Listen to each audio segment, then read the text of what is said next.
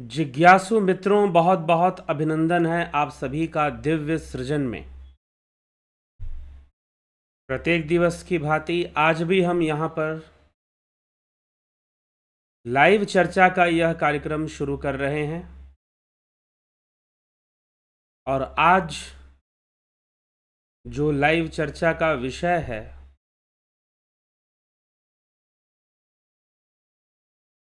तपस्वियों से बड़ा है योगी। तपस्वी बड़ा या योगी, ज्ञानी बड़ा या योगी, बड़ा कौन है? तपस्वी और योगी में बड़ा कौन है?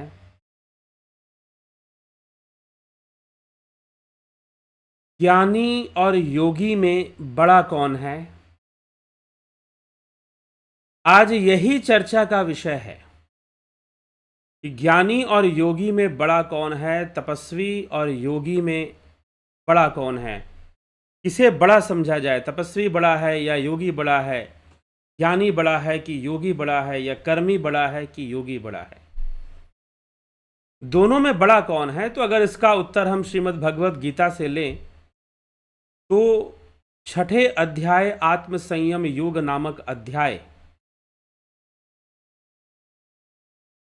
छठे अध्याय आत्म संयम योग नामक अध्याय में भगवान श्री कृष्ण कहते हैं,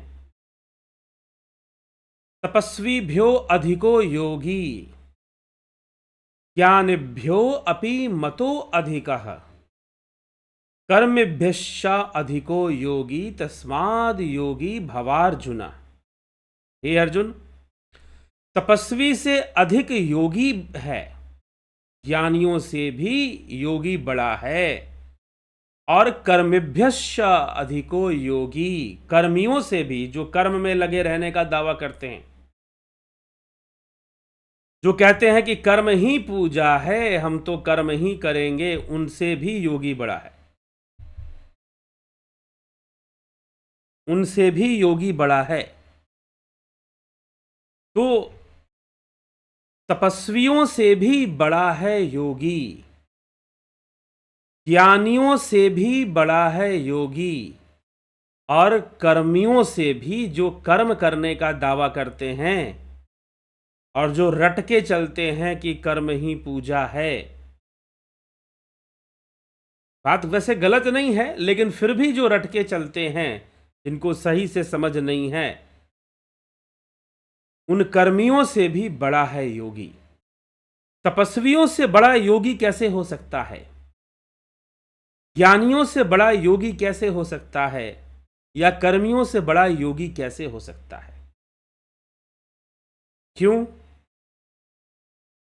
अब पहले इन तीनों को समझिए, फिर योगी को समझाने के लिए कि वास्तव में योग क्या है और योगी होने का अर्थ क्या है, यह समझाने के लिए ही यह श्लोक, यह मंत्र, यह सूत्र भगवान श्री कृष्ण श्रीमद् भगवत गीता में हमें दे रहे हैं। अच्छे से ये समझ लो कि योगी होने का मतलब क्या है, योगी होने का अर्थ क्या है, ये स्पष्ट रूप से समझना जरूरी है। तो तपस्वियों से भी बड़ा है योगी, ज्ञानियों से भी बड़ा है योगी, और फिर कर्मियों से भी बड़ा है योगी। तपस्वीभ्यो अधिको योगी ज्ञानेभ्यो अपि मतो अधिका कर्मेभ्यश्च अधिको योगी तस्माद् योगी भवार्जुन। इसलिए हे अर्जुन, तू योगी बन जा, तस्माद् योगी भवार्जुन। अर्जुन, तुझे योगी होना चाहिए, तुझे योगी बनना चाहिए, क्योंकि तपस्वियों से भी बड़ा है योगी, ज्ञानियों से भी बड़ा है योगी, और कर्मियों से भी बड़ा है योगी। तपस्वियों से क्यों बड़ा? क्योंकि तपस्या व्यक्ति करता है, अपने शरीर को कष्ट देता है कि उसे कोई रिद्धि सिद्धि प्राप्त हो जाएगी, कोई रिद्धि सिद्धि उसे प्राप्त हो जाएगी। अपने आप को खूब तपाता है, कष्ट देकर दुनिया को भी दिखाता है कि भाई वो इतना कष्ट सह सकता है, वो ये कर्तव्य करके दिखा सकता है, वो कर्तव्य करके दिखा सकता है, वो आग पे चल सकता है, इतना दर्द ले सकता है। तो इस तरह का कर्तव्य दिखाना और अपनी तपस्या का प्रदर्शन करना या तपस्या से अहंकार का भी पोषण होता है। मैं तपस्वी हूं, मेरे अंदर ये बना रहे, इसका इस अहंकार का वो पोषण करता रहता है। और बार बार हम इस चैनल पर व्याख्यानों में हम ऋषि सुखदेव की कथा सुनते हैं कि सुखदेव मुनि बाल तपस्वी थे, बाल्य अवस्था से ही तपस्वी हो गए थे और अपने तपोबल का अहंकार भी पोषण कर रहे थे। बाद में उनको राजा जनक को वह गुरु बनाते हैं, वहां से तत्व ज्ञान को समझते हैं, अद्वैत के ज्ञान को समझते हैं। तब सारा रहस्य प्रकट होता है, सारी बात समझ में आती है। तो जो ऐसे तपस्या करने में लगे हुए हैं, तपस्वी तो हैं, लेकिन तपस्या के कारण ही उनका संतुलन बिगड़ जाता है। उनका संतुलन बिगड़ जाता है। तो संतुलन उनका डिस्टर्ब हो जाता है। क्यों संतुलन बिगड़ जाता है? क्योंकि अनावश्यक तपस्या करने में लग जाते हैं, अत्यधिक तप करने में लग जाते हैं, शरीर को अत्यधिक पीड़ा देने में लग जाते हैं और अपना अहंकार पोषण भी करते हैं साथ में। तो इसलिए उन तपस्वियों से बड़ा है योगी, क्योंकि योगी आंखें बंद कर कर मात्र रिद्धि सिद्धियों के प्राप्ति के लिए या फिर अपने अहंकार के पोषण के लिए वो तपस्या नहीं करता। योगी व्यर्थ का प्रदर्शन भी नहीं करता। योगी का उद्देश्य कुछ और होता है। तो नंबर 1 पर आप समझ लीजिए कि तपस्वियों से बड़ा योगी क्यों है? क्योंकि योगी सम अवस्था में रहना जानता है।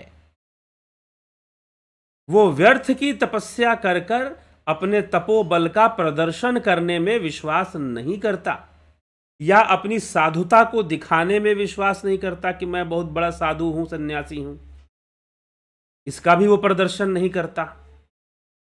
इसलिए योगी होना क्या है? दूसरा, ज्ञानियों से बड़ा है योगी। वैसे तो भगवान कहते हैं मैं ज्ञानियों से बड़ा प्रेम करता हूं, लेकिन वह ज्ञान वास्तव में विज्ञान के लिए कहा गया है। आगे 7वें अध्याय में ज्ञान विज्ञान योग पर ही हम चर्चा करेंगे। तो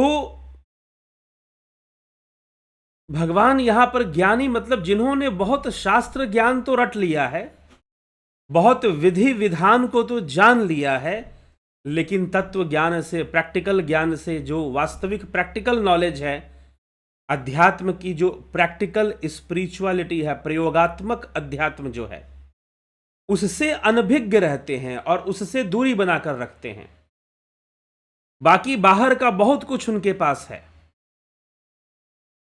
तो ऐसे लोगों से, मैं ऐसे ज्ञानियों से भी ऊपर है योगी, ऊपर है योगी, अधिक है योगी, उन ज्ञानियों से भी बड़ा है। तीसरा, भगवान श्री कृष्ण कहते हैं कि कर्मेभ्यो अधिको योगी, कर्मेभ्यो से भी, कर्म करने वालों से भी योगी बड़ा है। कर्मेभ्यश्च अधिको योगी तस्माद् योगी भवार्जुन। कर्मेभ्यश्च अधिको योगी, कि कर्मियों से भी योगी बड़ा है, कर्मियों से भी योगी बड़ा है। तस्माद् योगी भवार्जुन। कर्म, जो कर्म करने में लगे हैं कि मैं ये कर्म कर दूंगा, मैं वो कर्म कर दूंगा, मैं तो हमेशा कर्म में ही लगे रहता हूं, जो काम आता है मैं वही करने लग जाता हूं, नहीं, योगी ऐसा नहीं करते। योगी सोच समझ के ही कर्म करते हैं, व्यर्थ के कर्मों में वो लिप्त नहीं होते। तो जो अत्यधिक कर्म में लिप्त है, या फिर कहता है कि कर्म करूंगा ही नहीं, जैसे अर्जुन कह रहा है कि मुझे करना ही नहीं, तो यह संभव भी नहीं है कि कर्म ना करे। लेकिन कुछ महानुभाव लोग होते हैं, बोलते हैं हम कर्म ही करते रहेंगे, हम एकदम लगे रहेंगे, मेहनत करते रहेंगे, कर्म करते रहेंगे। तो अनावश्यक कर्मों में लिप्त भी नहीं होते योगी। इसलिए उन कर्म करने वालों से जो अत्यधिक कर्म करने वाले हैं और अपने आप को बहुत सारा कर्म करके बहुत सारे भोग आदि पद आदि हासिल करने में जो लगे रहते हैं, मेहनत करने, कहते हैं ना बहुत मेहनती होना चाहिए तभी तो अच्छा फल मिलेगा, सफलता तभी मिलेगी, बिल्कुल सही बात है। लेकिन अनावश्यक रूप से मेहनती बने रहना, अनावश्यक रूप से कर्म करते रहना और उसमें भी अपने अहंकार की संतुष्टि के लिए, भोग की संतुष्टि के लिए, तो वह भी अनावश्यक हो जाएगा। और जहां वह अनावश्यक हो जाएगा, जहां वह अति हो जाएगा, तो वहां योग नहीं रह जाएगा। इसीलिए योग क्या है कि ना तो बहुत सोने वाला और ना ही बिल्कुल नहीं सोने वाला, बहुत कम सोने वाला, ना ही बहुत खाने वाला और ना ही बहुत कम खाने वाला या न खाने वाला, इन लोगों से योग सिद्ध नहीं हो सकता। इन लोगों से योग सिद्ध नहीं हो सकता। योग सिद्ध तो मात्र किन से हो सकता है? जो संयम में रहते हैं, जो यथा उचित सोते हैं, यथा उचित भोजन ग्रहण करते हैं और यथा उचित विश्राम भी करते हैं और यथा उचित कर्म भी करते हैं। तो योग का उद्देश्य क्या है? ये नहीं कि जबरदस्ती तपस्या किए जा रहे हैं। ठीक है, आदमी को सुख भोगी नहीं होना चाहिए, बहुत ज्यादा लग्जरी कंफर्ट में रहने की आदत नहीं होनी चाहिए, शरीर को थोड़ा कष्ट देने की क्षमता भी होनी चाहिए, लेकिन अनावश्यक रूप से शरीर को कष्ट देना भी योग मार्ग में बाधक बनेगा। अनावश्यक रूप से अध्ययन करना भी योग मार्ग में ज्ञान हासिल, सांसारिक ज्ञान को हासिल करने के चक्कर में यह भी पढ़ जाऊंगा, वो भी पढ़ जाऊंगा, यह भी पढ़ूंगा, सब कुछ पढ़ूंगा और ज्ञान हासिल करूंगा, खूब बहुत ज्यादा सांसारिक ज्ञान को हासिल करने के पीछे जो पड़े रहते हैं, उन ज्ञानियों से भी ऊपर है योगी। और जो बहुत ही मेहनती कर्म करने में लगे रहते हैं, उनसे भी ऊपर है योगी। क्योंकि योगी अनावश्यक रूप से नहीं चीजों के पीछे भागता है। वैसे तो भगवान कहते हैं कि जिसने इस विद्या को जान लिया, राज विद्या को, ज्ञानम ते अहम सविज्ञानमीदम वाक्षाम शेषतः यज्ञ ज्ञात्वा नेहम भूयो अन्यत्र ज्ञातव्यम अवशिष्यते। कि अर्जुन, जिसने ज्ञान विज्ञान को जान लिया उसके लिए कुछ भी जानना शेष नहीं रह जाएगा। योग मार्ग से यदि वह अपने ध्यान के परिपक्वता को, योग के परिपक्वता को प्राप्त कर लेता है, तो संसार में कुछ भी जानना उसके लिए शेष नहीं रहेगा। वह अपनी इच्छा मात्र से, एकाग्रता मात्र से ही सब कुछ जान जाएगा। ठीक, तो ये हमें समझने की आवश्यकता है। तो योगी इसीलिए तपस्वियों से भी बड़ा है योगी, ज्ञानियों से भी बड़ा है योगी और कर्म करने वालों, कर्मियों से भी बड़ा है योगी। क्यों बड़ा है योगी? इसलिए अर्जुन तू योगी बन जा, तस्माद योगी भव अर्जुन। क्योंकि योगी जो है, योग करने का मतलब है संतुलन की स्थापना करना। संतुलन ही योग है। सच पूछो तो संतुलन में ही सुख है। संतुलन में ही सुख है, संतुलन में ही जीवन का आनंद है। मनुष्य का दुर्भाग्य यह है, या फिर जीव का दुर्भाग्य यह है कि वह अत्यधिक सुखी होने के चक्कर में स्वयं को दुखी कर लेता है। समस्या यहां पर है कि वह स्वयं को सुखी करने के चक्कर में अत्यधिक दुखी कर लेता है। इस विडंबना से अपनी रक्षा करने की आवश्यकता है। इस विडंबना से अपनी रक्षा करने की आवश्यकता है कि हम इस दुर्भाग्य से, इस ऐसी स्थिति से अपनी रक्षा करें। क्योंकि हम सुखी होने में दुखी होते, क्यों? क्योंकि संतुलन बिगड़ जाता है। बस ये संतुलन बनाने का नाम ही योग है। अगर आप योग की अवधारणा को समझना चाहते हैं, योग के कॉन्सेप्ट को क्लियर करना चाहते हैं, तो क्या कहा जाएगा? क्या बहुत सारे खूब आसन कर लेंगे, हम बॉडी को खूब ट्विस्ट कर लेंगे, घुमा फिरा देंगे, तो क्या योग हो जाएगा? जी नहीं, ऐसा भी तो नहीं है। तो कुल मिलाकर जो योग का कॉन्सेप्ट है वो संतुलन को बनाए रखना, एक संतुलित जीवन जीना, और उसके लिए हर प्रकार का शारीरिक संतुलन, मानसिक संतुलन, आध्यात्मिक संतुलन होना चाहिए। तो शारीरिक संतुलन के लिए हमें हठ योग का थोड़ा सहारा और ध्यान योग भी करना चाहिए। मानसिक संतुलन के लिए तो विशेष रूप से ध्यान योग करना ही चाहिए, और पूर्णतः आध्यात्मिक संतुलन के लिए भी ध्यान योग की पराकाष्ठा को प्राप्त करना चाहिए। क्योंकि जो ध्यान योग है उससे क्या होगा? अगर हम षटकर्म आदि क्रियाएं योग के करते हैं तो वात पित्त कफ संतुलन में आएंगे। प्राणायाम आदि हम करते हैं, वात पित्त कफ संतुलन में आएंगे, ध्यान अच्छा लगेगा। जब ध्यान होगा तो फिर सतोगुण, रजोगुण, तमोगुण भी संतुलन में आएंगे, और जब पूरी तरह से संतुलन में आ जाएंगे तीनों गुण, तो निर्वाण हो जाएगा, कैवल्य हो जाएगा, मोक्ष हो जाएगा। तो संतुलन ही मोक्ष है, संतुलन ही मोक्ष है, और स्वयं की ओर बढ़ना मोक्ष है, स्वयं को जानना मोक्ष है। बहुत सारे कर्मों को करना, बहुत अधिक करना, कुछ लोग ऐसे भी होते हैं कि तीर्थ यात्रा खूब करते हैं, हमें मुक्ति मिल जाएगी, लेकिन जब तक आपको इस बात की समझ नहीं है कि मुक्ति किस चिड़िया का नाम है, कॉन्सेप्ट ऑफ मोक्षा, मोक्ष की अवधारणा क्या है, तो मोक्ष की अवधारणा है बंधन से मुक्ति होना। यह जो बंधन है, तीन त्रिगुणी माया का बंधन है, फिर पंच विकारों का बंधन है, पंच क्लेशों का बंधन है, इंद्रियों का बंधन है, अंतःकरण का बंधन है, इन सभी बंधनों को काटकर मुक्त हो जाना, यह मोक्ष का उद्देश्य है, यह मोक्ष है। लेकिन यह कब होगा और बंधन क्यों है? त्रिगुणी विषमता के कारण ही बंधन है, और जब त्रिगुणी समता, संतुलन स्थापित होगा तीन गुणों के बीच, तो बुद्धि का कोई कार्य फिर बचेगा नहीं, क्योंकि सब कुछ तो बैलेंस में हो गया, संतुलित हो गया।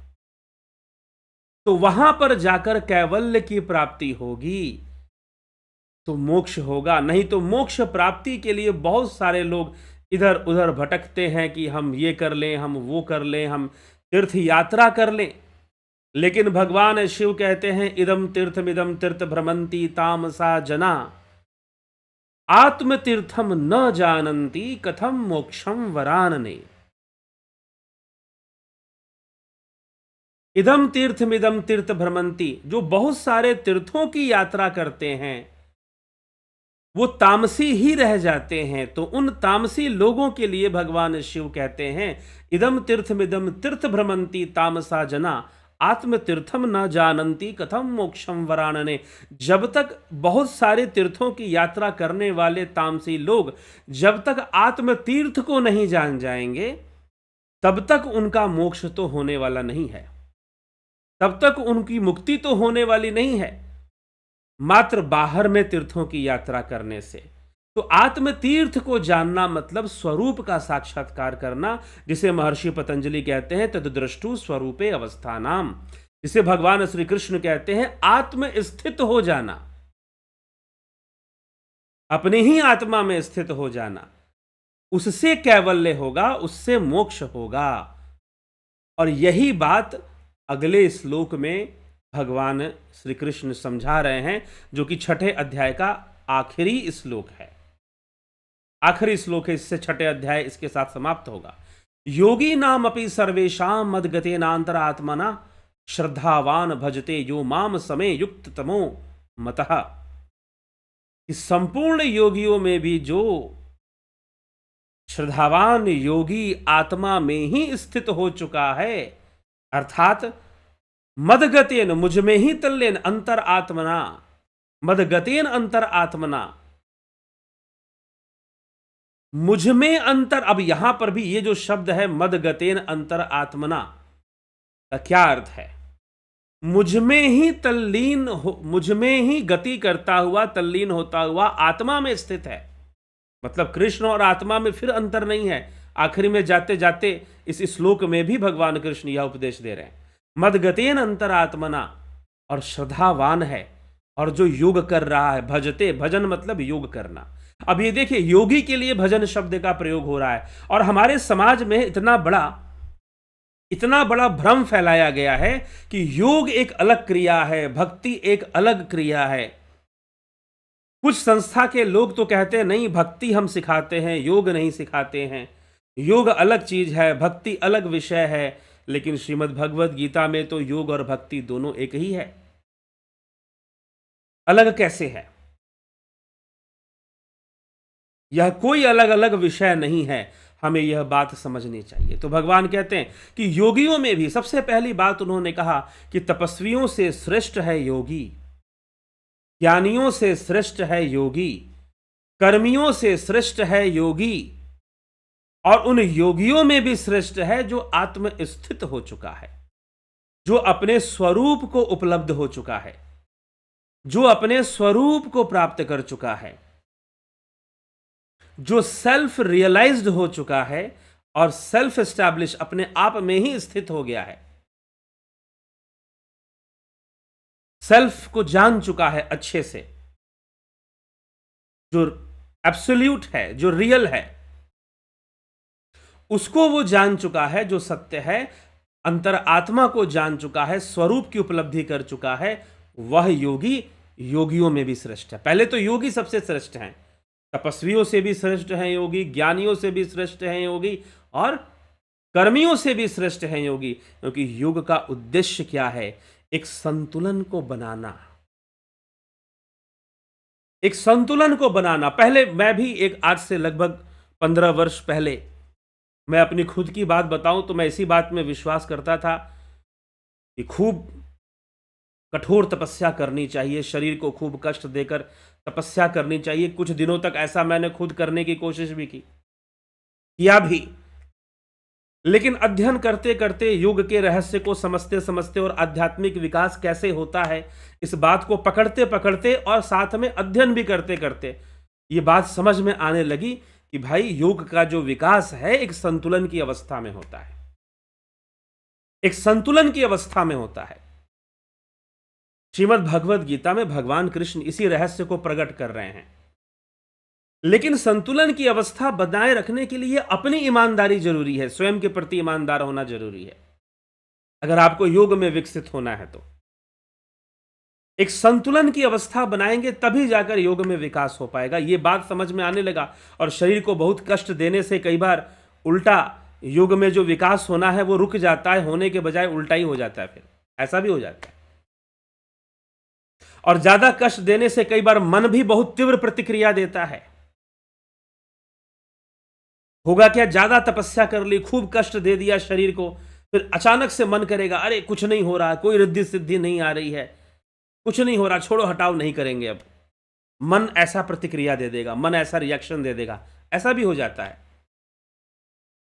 इसीलिए इस बात को गहराई से समझने की आवश्यकता है कि एक संतुलन की अवस्था में ही योग का विकास होता है, एक संतुलन की अवस्था में। और योगी जो है उस संतुलन के लिए कार्य करता है, न कि मात्र खूब तपस्या कर कर कोई बहुत बड़ी सिद्धि प्राप्त करने के लिए या दुनिया को दिखाने के लिए, खूब ज्ञान हासिल कर कर, खूब शास्त्रों को रट कर, या सांसारिक बातों का बहुत ज्ञान कर कर बस अपना अहंकार संतुष्ट या इधर उधर प्रदर्शन करने के लिए भी नहीं। और इसलिए योगी नहीं करता। इसलिए योगी, इसलिए शुरू से इस 6ठे अध्याय की पहला श्लोक जो भगवान कहते हैं, अनाश्रितो कर्म फलम कार्यम कर्म करोति यस संन्यास च योगी न च अग्निर च न क्रिया, कि ना अग्नि कर्मों का त्याग करने से, ना क्रियाओं का त्याग करने से कोई योगी हो जाता है, ऐसा कुछ भी नहीं है। इसलिए हे अर्जुन तू योगी बन जा, तस्माद योगी भवार्जुना, अर्जुन तू योगी बन जा, और योगी भी बन, और योगी भाव रखकर, योग का कॉन्सेप्ट समझकर। योग एक अंडरस्टैंडिंग है, यह समझिएगा।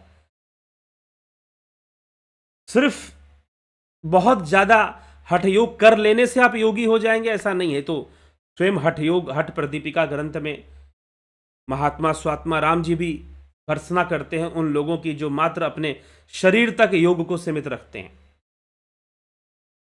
तो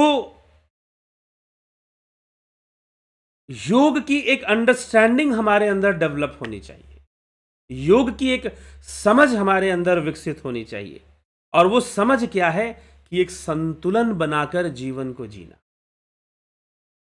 एक संतुलन बनाकर जीवन को जीना, संतुलन बनाना बहुत जरूरी है। और संतुलन बनाते जाना, जितना जितना अधिक संतुलन की स्थापना होगी उतना योग में विकास होगा, उतना सिद्धियों का विकास होगा, उतना जल्दी हम स्वरूप तक पहुंचेंगे। लेकिन अगर अत्यधिक कोई अति में हम चले गए, किसी भ्रम में हम मोहित हो गए, विचलित हो गए, तो हम भ्रष्ट भी हो सकते हैं और हम जो आगे बढ़ना है उसमें बहुत बाधा भी आ सकती है। इसलिए कठोर तपस्या करने वालों और बहुत ज़्यादा सांसारिक ज्ञान के पीछे पड़ने वालों और बहुत कर्म करने वालों, इन सब लोगों के लिए भगवान कृष्ण यहाँ पर कहते हैं कि उन तपस्वियों से भी बड़ा है योगी, उन तपस्वियों से भी बड़ा है योगी, उन ज्ञानियों से भी बड़ा है योगी, उन कर्मियों से भी बड़ा है योगी। क्योंकि योगी अनावश्यक रूप से कुछ भी नहीं करता, जितनी आवश्यकता है उतना ही करता है। जितनी आवश्यकता शरीर को भोजन की है उतना ही भोजन ग्रहण करता है, ना तो कम और ना ही ज्यादा। ठीक, जितनी तपस्या करनी चाहिए, अगर शरीर को कष्ट देकर थोड़ा ध्यान साधना में बैठना है तो देता है वो कष्ट शरीर को, ऐसी बात नहीं कि शरीर को सुख भोगी बना देगा, नहीं। जितनी आवश्यकता है उतना वो शरीर को कष्ट भी दे सकता है और देता है। और जितना कर्म करना जरूरी है उतना कर्म भी करता है, लेकिन वह इस बात में आसक्ति नहीं रखता कि उसे कठोर तपस्या करना है या ब्रह्मा जी को प्रसन्न कर कर फिर रावण की तरह वरदान प्राप्त करना हो। अपना संतुलन नहीं बिगड़ने देता। तो एक संतुलन की अवस्था में योगी हमेशा बना रहता है और अपने मन को एक उस संतुलन की अखंड धारा में उसका मन, उसका अंतःकरण प्रवाहित होता रहता है। बस यही योग का सारा रहस्य है, यही योग का सारा मर्म है। जबरदस्ती का नाम योग नहीं है और ना ही जबरदस्ती ब्रह्मचर्य पालन का नाम। इसलिए भगवान पहले कह दिए कि अनाश्रितो कर्म फलम कार्यम कर्म करोति यः स सन्न्यासी च योगी च न अग्निर न च क्रिया। ना ही अग्नि कर्मों को त्याग करने से और ना ही गृहस्थ क्रियाओं को त्याग करने से कोई योगी बन जाएगा, ऐसा बिल्कुल भी नहीं है। स्पष्ट कर रहे हैं भगवान, साफ साफ सारी बात समझा रहे हैं भगवान, साफ साफ सारी बात कह रहे हैं। इसीलिए अंत में भी वो उसी सार को, आप छठे अध्याय को पढ़िए, एक ही विषय पर चर्चा हुई है शुरू से लेकर अंत तक कि योगी कौन है, योग सिद्धि किसे होती है, योगी की परम गति कैसे होती है, भ्रष्ट योगी की गति क्या होगी, जो योग भ्रष्ट हो गया उसकी गति क्या होगी। संपूर्ण विषय एक ही विषय है और पूरा हम देखेंगे कि श्रीमद् भगवद गीता में भी एक ही विषय है, इसमें भी कोई संशय नहीं है। लेकिन बहुत अलग अलग ढंग से भगवान ने जैसे जैसे समझाया है, हम प्रयास कर रहे हैं कि इस चैनल पर, इस व्याख्यान के माध्यम से हम उन बातों को समझ सकें, हम उन बातों को समझ सकें। ठीक है, तो समझने की आवश्यकता है और योगी बनने की आवश्यकता है। अर्जुन से कह रहे हैं तस्माद योगी भवार्जुना, इसका मतलब प्रत्येक व्यक्ति को अपने जीवन में योगी बनना चाहिए। लेकिन योगी बनने का जो सही सही अर्थ है वो पहले समझ में आना चाहिए। जब वो बात पहले समझ में आएगी तभी योगी बनने का कोई लाभ है, अन्यथा कोई लाभ भी नहीं है। सिर्फ कहने के लिए है, सिर्फ दिखाने के लिए है, रह जाएगा फिर। तो योगी होने का मूल अर्थ क्या है, योगी होने के मायने क्या हैं, उसकी अवधारणा क्या है, भगवान कृष्ण इस छठे अध्याय में हमें समझा रहे हैं। और हमें भी चाहिए कि उनके इस बताए हुए उपदेश को सही से समझें।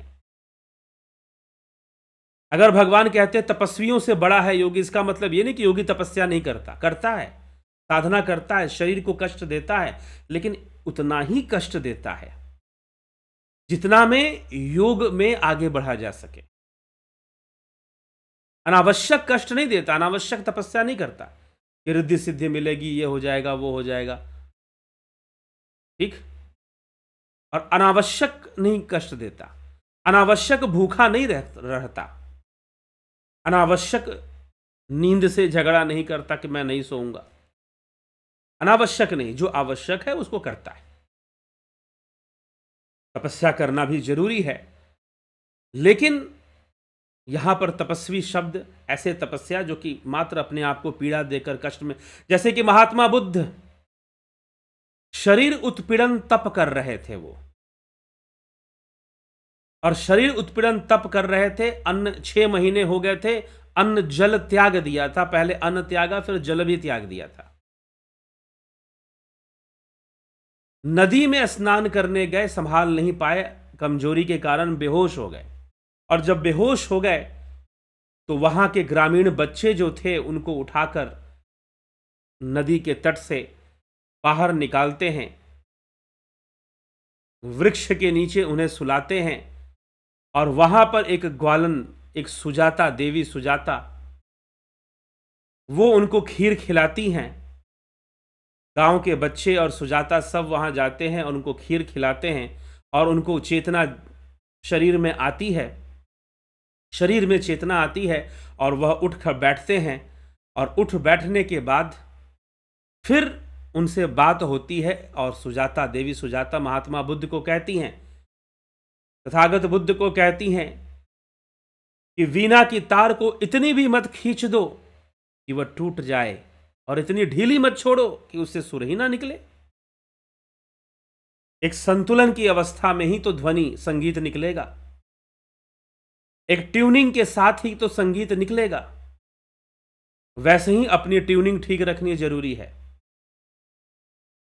तो फिर सिद्धार्थ गौतम को जब यह बात समझ में आ गई, तब तक वो सिद्धार्थ गौतम ही थे। सिद्धार्थ गौतम को जब यह बात समझ में आ गई, और ऐसी समझ के साथ उन्होंने जब अपना ध्यान योग शुरू किया, तो उन्हें स्वरूप का साक्षात्कार हो पाया, ज्ञान हो पाया, जिस ज्ञान का प्रचार उन्होंने फिर किया।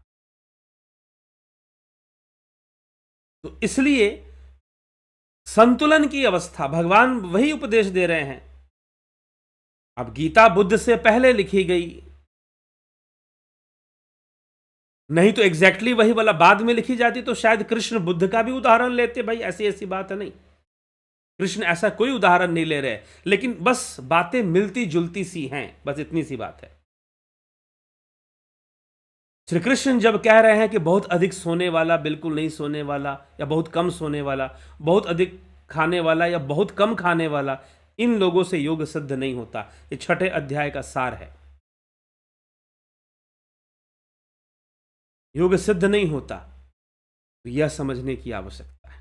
इसीलिए तपस्वियों से बड़ा है योगी, ज्ञानियों से बड़ा है योगी, और कर्मियों से भी बड़ा है योगी, क्योंकि योगी संतुलन की स्थापना कर कर जीवन जीना जानता है। उसके लिए संतुलन का विज्ञान ही सर्वोपरि है, और संतुलन बनाए रखते हुए ही अपनी साधना को वो आगे बढ़ाता है, और उसमें सफलता प्राप्त तभी कर पाता है जब संतुलित रहता है। तो इसलिए यह संतुलन के सिद्धांत को समझना जरूरी है, यही योग सिद्धांत है, और इसी के आधार पर ये सारी बातें भी की जा रही हैं। भगवान कृष्ण जो कह रहे हैं कि तपस्वियों से बड़ा है योगी, ज्ञानियों से बड़ा है योगी, ज्ञानियों से बड़ा है योगी, तपस्वियों से बड़ा है योगी, कर्मियों से बड़ा है योगी। इसलिए तो योगी अर्जुन तू भी तस्माद योगी भवार्जुना, अर्जुन तू भी योगी बन जा। और उन 47वें श्लोक में उन योगियों से भी बड़ा है जो आत्मा में ही स्थित है, जो आत्म स्थित हो गया, स्थित प्रज्ञ हो गया है, वह उन सभी योगियों में श्रेष्ठ योगी बन जाता है फिर। तो यह सारा विषय है ध्यान योग। यह जो ध्यान योग का कोर्स है, यह भी एक अनुसंधान करते हुए, एक संतुलन बनाते हुए ध्यान योग करने की विधि बताई गई है। जबरदस्ती कुछ करने के लिए नहीं कहा गया है। संतुलन के सिद्धांत को समझते हुए ही, क्योंकि संतुलन की अवस्था में ही दिव्य अनुभूतियां संभव हैं। ठीक। तो संतुलन की अवस्था को बनाए रखते हुए ही योग करना है। ध्यान योग का यही उद्देश्य है। इसलिए ध्यान योग का जो कोर्स है वह 20 फरवरी से शुरू हो रहा है। आप सभी इसका लाभ अवश्य उठाएं, लाभान्वित हो इससे, और लाभान्वित होकर अपना कल्याण करें और समाज कल्याण में लगे। समाज के कल्याण हेतु भी प्रयासरत रहें, क्योंकि समाज कल्याण हेतु तो कार्य करना पड़ता है, अभियान चलाना पड़ता है। तो इस प्रकार से यह योग का, यह कार्यक्रम ध्यान योग का ऑनलाइन कोर्स प्रत्येक महीने होता है। आप इससे लाभान्वित हो सकते हैं, लाभ उठा सकते हैं। तो चलिए आगे हम बढ़ते हैं और आपके कमेंट्स भी देख लेते हैं।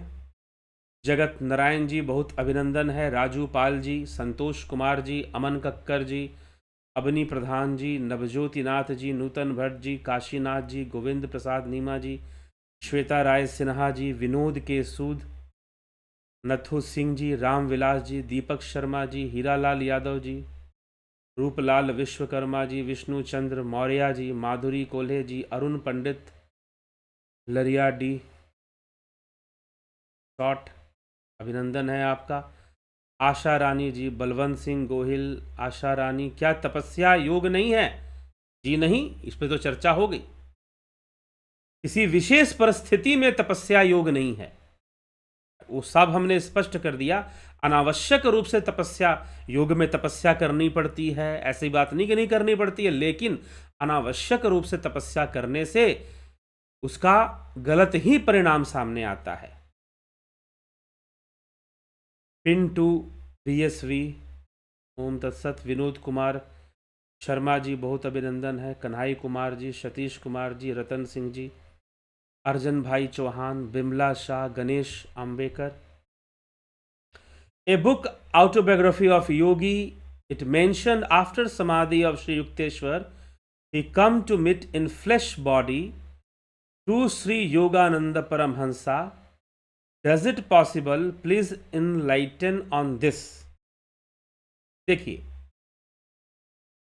ऑटोबायोग्राफी ऑफ योगी यह पॉसिबल है कि नहीं पॉसिबल है? तो एक सिद्ध योगी तो ऐसा कर सकता है, पतंजलि योग सूत्र प्रमाण है इसके लिए। इसीलिए अभी किसी ने मुझे, अभी कुछ दिन पहले किसी ने पूछा था कि क्या जब समाधि लग जाती है तो शरीर डेड हो जाता है क्या, बॉडी डेड हो जाती है क्या? अब प्रश्न ये है कि कौन सी समाधि है, संप्रज्ञात या असंप्रज्ञात? अगर संप्रज्ञात समाधि है तो शरीर डेड नहीं होगा, लेकिन अगर असंप्रज्ञात समाधि, निर्बीज कैवल्य की प्राप्ति हो रही है तो वहां पर शरीर मृत समान तो हो ही जाएगा, लेकिन जीव का भी लय हो जाएगा। ठीक है, नहीं डेड होगा अगर असंप्रज्ञात है तो। अब बात आती है सिद्धि प्रयोग की, पर काया प्रवेश। जैसे आदि गुरु शंकराचार्य ने पर काया प्रवेश, तो महर्षि पतंजलि जब पर काया प्रवेश की चर्चा करते हैं विभूति पाद में, तो वह पर काया प्रवेश को सिद्धि मानते हैं, ना कि समाधि मानते हैं। ये ध्यान रखिएगा, इसका डिफरेंस समझ लीजिए। सिद्धि मानते हैं ना कि समाधि मानते हैं, और संयम से सिद्धि होती है, यह भी कह देते हैं। धारणा, ध्यान, समाधि, इन तीनों को एक साथ संयम कहा जाता है, तो संयम से सिद्धि होती है। ठीक। तो अब यह दूसरा प्रश्न यह आता है कि भाई समाधि होती किसकी है?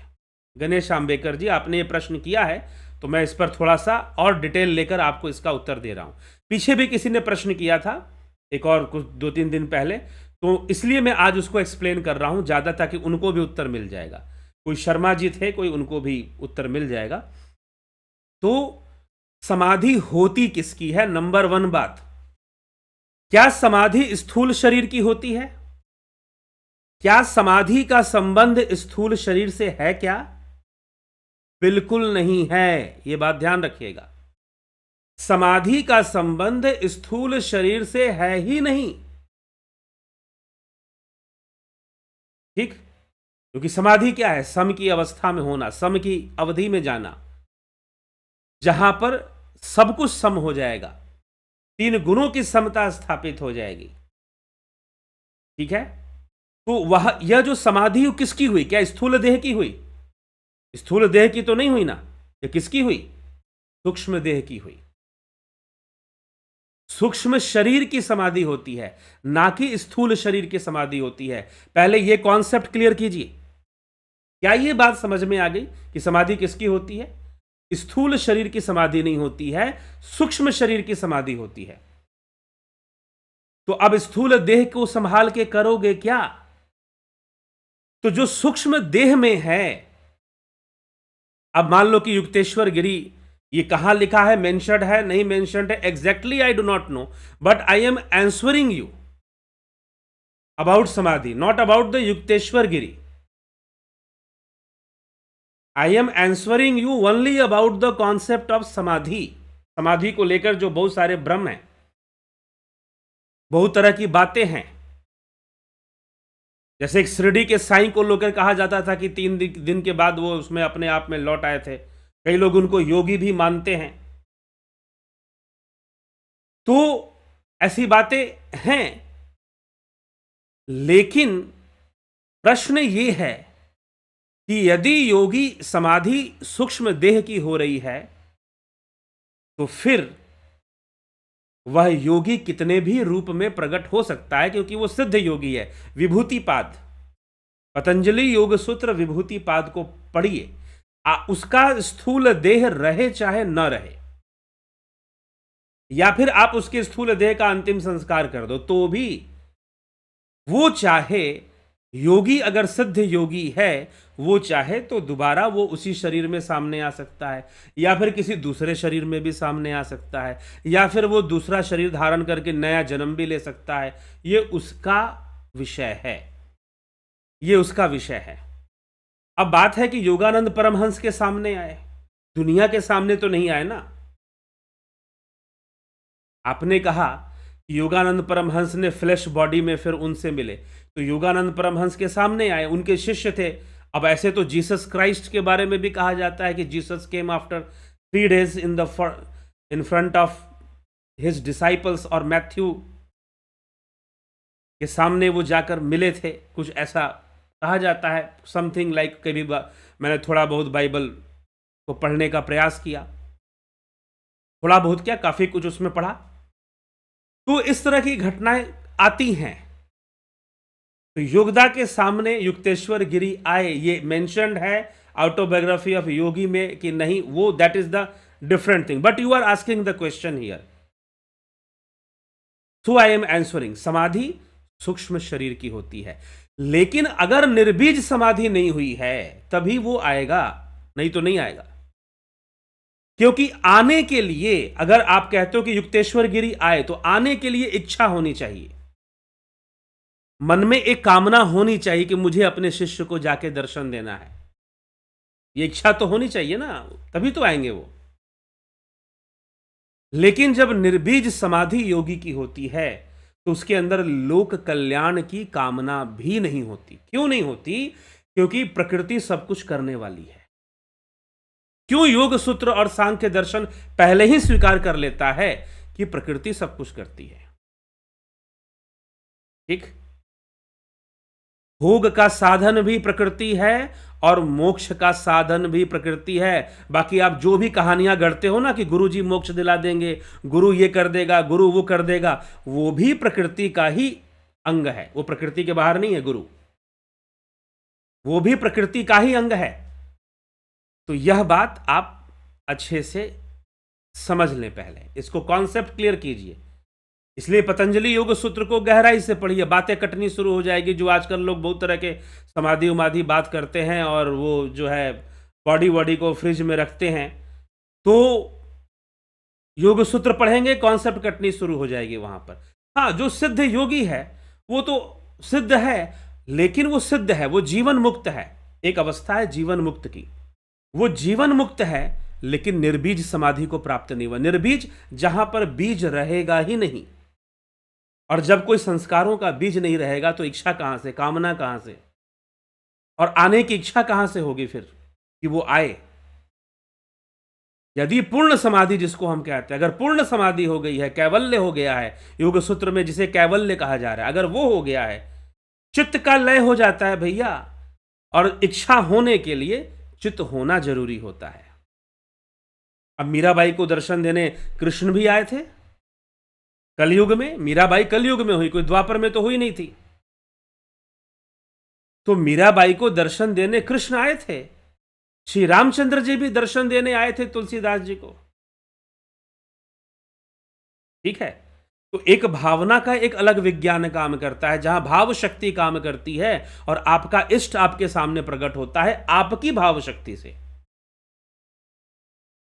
आपकी भाव शक्ति से आपका इष्ट आपके सामने प्रकट होता है, वो एक अलग विज्ञान काम करता है वहां पर।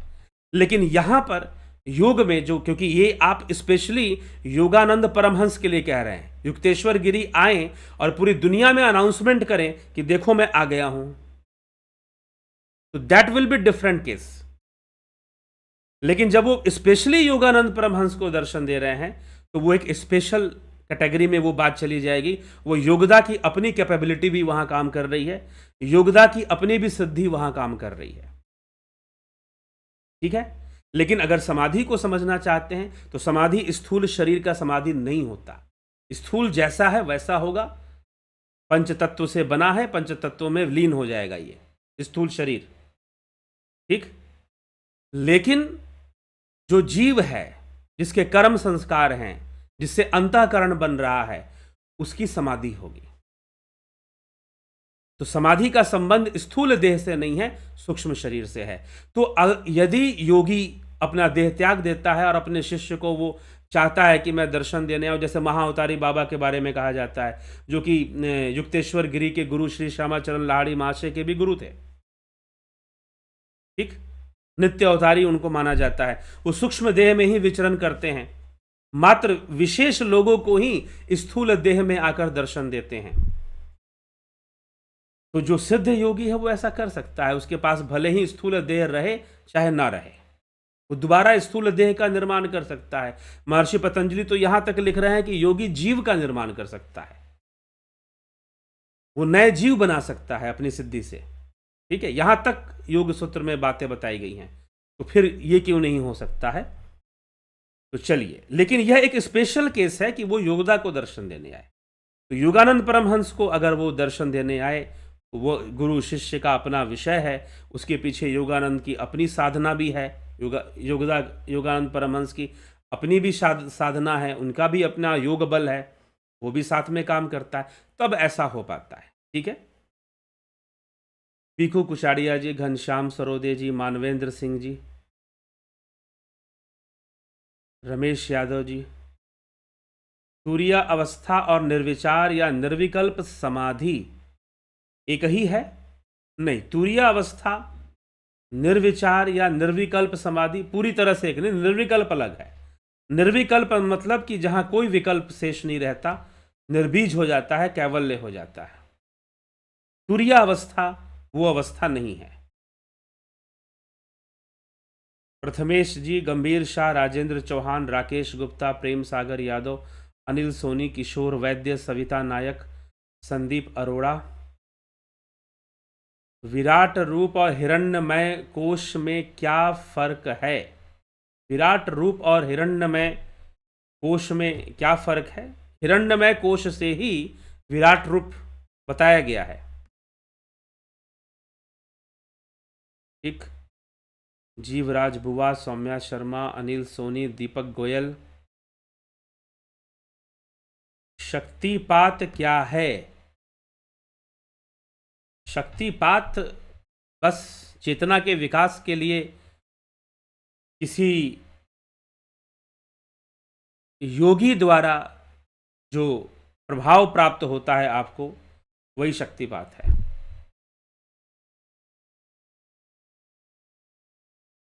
क्या एक सिद्ध योगी देवता के समान बन जाता है?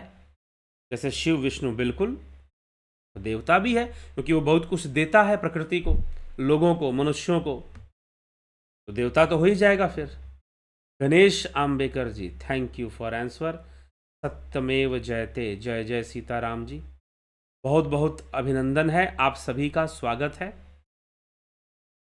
तो चलिए इसी के साथ हम विराम की ओर अब चलेंगे, इस कार्यक्रम को हम विराम देंगे। कल फिर मिलेंगे हम लाइव चर्चा में। और ध्यान योग का कोर्स जो लोग ज्वाइन करना चाहते हैं या प्राकृतिक चिकित्सा का कोर्स जो लोग ज्वाइन करना चाहते हैं, वह इस नंबर पर संपर्क करेंगे 9661 फिर से मैं रिपीट कर रहा हूं, ध्यान से सुने और लिख लें 9661802459। इस नंबर पर आप कांटेक्ट कर व्हाट्सएप मैसेज कर आप डिटेल्स ले लेंगे कि मुझे ध्यान योग का कोर्स करना है या प्राकृतिक चिकित्सा का करना है।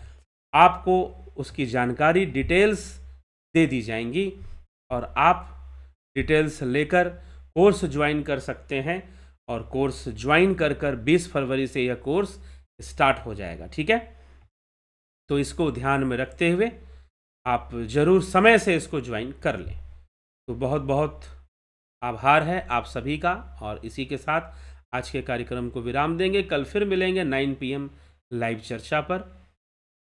ओम तत्सत।